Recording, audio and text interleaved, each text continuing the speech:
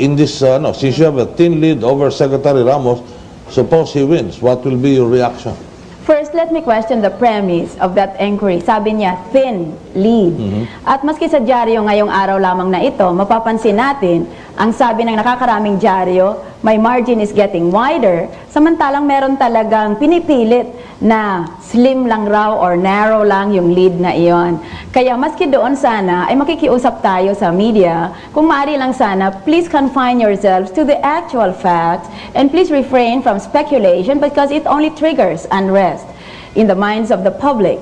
Ngayon, ang question niya ay, What will you do if he overtakes and leads you in the counting? unang-una, bakit tinatanong natin na ang taong nanguna 3 araw na ay baka masapawan pa ng isang tao na hanggang ngayon ay number 2 lamang? Ano naman ang base natin para itatanong yan kung hindi manggugulo lamang?